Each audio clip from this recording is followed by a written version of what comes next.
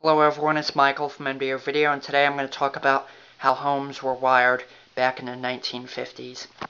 Okay, so most older homes, they would loop the lighting circuit from one room to the next. And what I mean by that is they would bring a 12-2 power up to the light, and then it would go from one light in one room to the next to the next. So if you lost power on that circuit, the fuse blew or breaker tripped, all the rooms would have no light. Let me show you what I mean. I'll open this up. It's not hot or anything because I don't have light bulbs to show you. So what they would do is, as you can see, they would use tape splices and they would crimp it. See?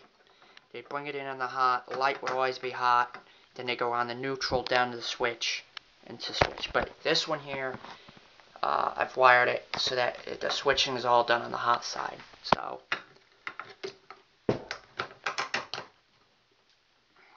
so that's basically how the light was wired. They'd have a 12-2 power coming in, 12-2 power going out to the next light, and so on.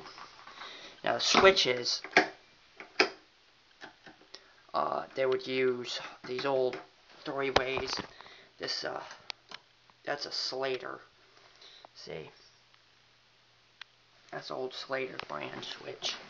But they would do what's called dead end 3-ways, where they'd run a single 12-2 or 12-3, and it would have just a black, white, and red. And as you can see there, here's a receptacle. Old 1950s. Here's another one. Now here, this one you can see what I did. I brought power in, 12-2, power out. I got 3-way travelers going to this switch, 3-way going down to this switch. Okay. And let me open one of these up and show you exactly what I'm talking about. Let me see here. So there's no neutral at the switch. So they'd bring hot down travelers. The black they'd send power down on. The white and red travelers would feed through to this switch, and then the black would go up to the light. And then there's this one here. You see, this is a 2.5-inch box. Some of the boxes they used were like that. That's a 2 1/4. That's a 2 3/4. Most of it was metal boxes. You can see here's another old switch. Here's another one. Here's a 4-way. And it wasn't uncommon for an electrician to leave the wires short in a box. I'll show you right here exactly what I'm talking about. You'll see. You'll see exactly what I'm talking about. And a lot of old-timers did that, which I'm going to show you here in just a minute what I'm talking about, because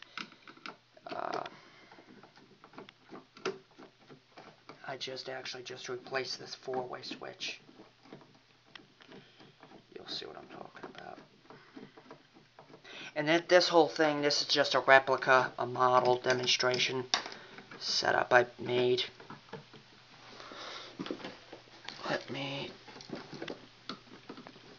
As I said, this is not, it's not hot or anything, so.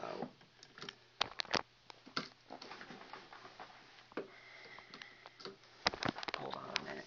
Put that down. Yeah.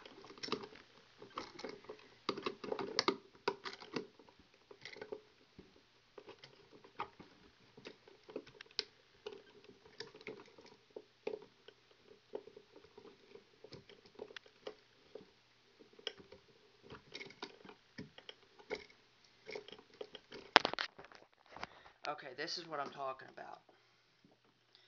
Here's the switch. You can see how short these wires are. That's what a lot of the old electricians used to do. They used to maybe leave 4 to 6 inches. I mean, you'd be lucky if they left 6 inches of wire, but most of them, they only put 4 inches. Okay. See, let's see how short those are. That wouldn't pass today's standards. You have to have a minimum of 8 inches of free conductor, 6 to 8 inches. So, and the other thing too is these boxes.